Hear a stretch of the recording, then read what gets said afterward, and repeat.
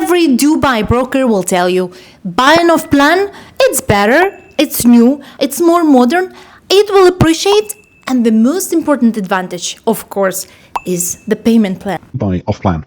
It has been proven in the numbers that your rental yields are higher when buying off-plan property. In fact, off-plan properties will be ready within 2, 3 or 4 years' time. All the developers offer a payment plan across the whole construction period of that property, so you have time to pay for it. Most off-plan properties have an improved capital growth percentage than their counterparts that are already ready. But ask yourself, is the payment plan what you as an investor really need? Is post-handover really a free money or just marketing trap? In this video, I will break down these questions and other hidden downsides of payment plans nobody tells you about. Let's go. To begin with, let's talk about cash flow myth. Agents will tell you that off-plan is better because of the payment plan, because it supports cash flow. What makes a good decision?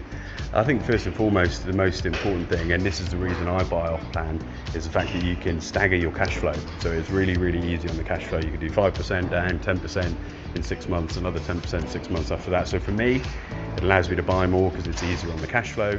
But let me clarify, cash flow implies that money is coming in. And obviously during construction, nothing is coming in. There is no tenant, no rent, no income of any kind. There is no building.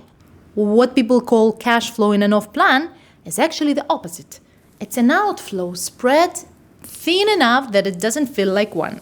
The real cost of it isn't the percentage or interest, it's the opportunity cost. What that capital could have been doing somewhere else for the years it was frozen in a construction site. Now let's talk about 1% payment plan. Everybody's favorite. It sounds so easy. 1% is nothing, right? I can handle it.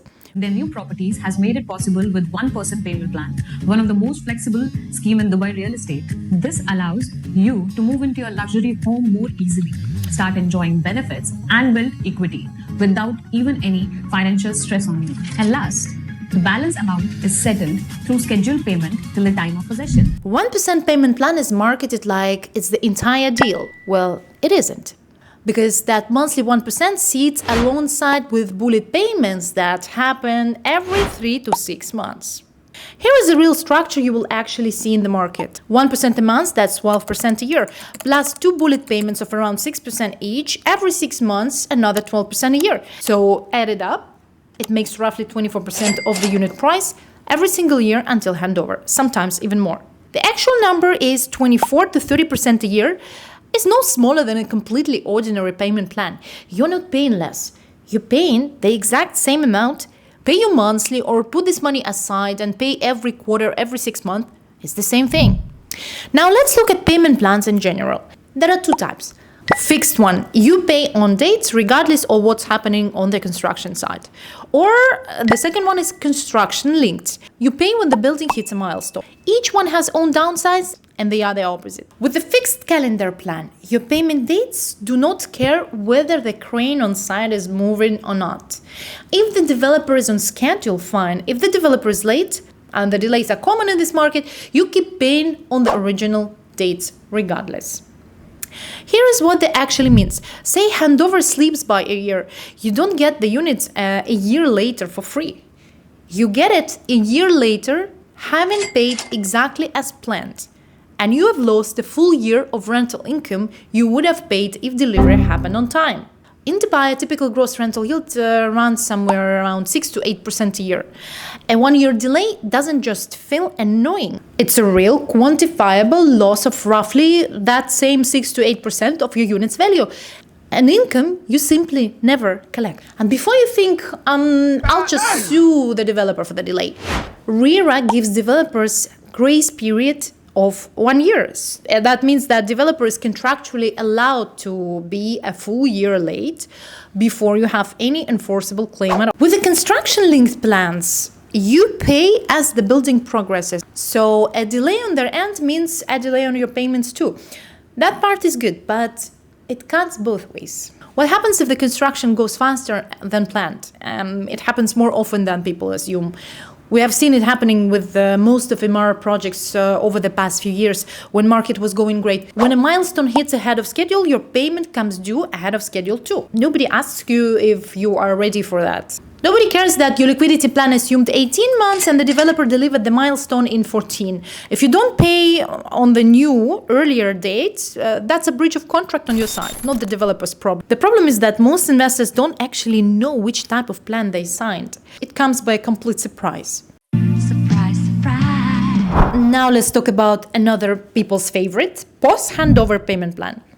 It gets pitched as the reward at the end. Buy off plan, move in or start renting out, and pay the rest gradually while the unit works for you from your rental income. Here is the part, however, nobody talks about. Agents and developers, sales reps will tell you that you continue paying your post-handover installments from your rental income, right?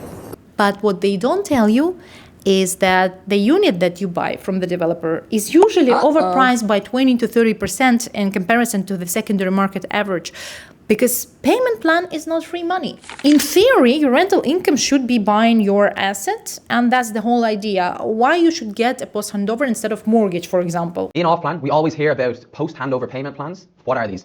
So a post-handover payment plan is when the final installment comes due, when the apartment is finally ready, you actually have maybe over a period of 3 to 5 years to still pay off that apartment. So as an investor, you can have and put a tenant in there, or you can rent it out on short term and have them pay for you the rest of the payment plan. Let's check if it really works. Let's take the same developer, same area, let's say Furjan, same unit size, and let's see what the numbers actually say. Let's take the off-plan unit, Sparklz by Danube project, so-called Flex 1-bedroom plus maid, the price of 1,350,000. Payment plan structure is 70% during construction over 38 months and 30% post-handover over 30 months as 1% monthly. And the ready comparable. Gemz by Danube, same developer, same area, almost identical size, 820 square feet at 1,120,000. We pulled 5 actual rental transactions for this building signed in the last few weeks. 75,000, 68,000, 80,000, 70,000 and 75,000 a year. Average make 73,600 a year, which goes down to 6,133 a month. Not an estimate, real recorded rent. So now you can see that rent covers less than half of the post-handover payment installments every single month for 30 times. You're paying 7,367 out of your own account on top of whatever you already paid to get there. Now, here is the part that actually settles the argument. We took the same flat price, added the 4% DLD fee that applies on both properties, and ran the full comparison against a real mortgage. 20% down, 3.85% interest rate for 25 years. So let's compare the numbers. Let's look at the off-plan full life of the deal. Price plus DLD makes total 1.4 million dirham. Mortgage to get started makes only roughly 291,000 down payment plus 2% agency commission plus 4% DLD. That's almost 5 times difference in capital exposure for the same products. Now let's look what happens with the post-handover plan only. So let's compare off-plan versus mortgage. What goes out of your pocket monthly is 13,500 in off-plan and 4,655 for in case of mortgage. Monthly rent is the same in both scenarios. Net monthly cash flow. In the first scenario of off-plan, it's minus 7,367 and you have a surplus of 1,478 in case of mortgage. And let's calculate how much it makes over 3 months.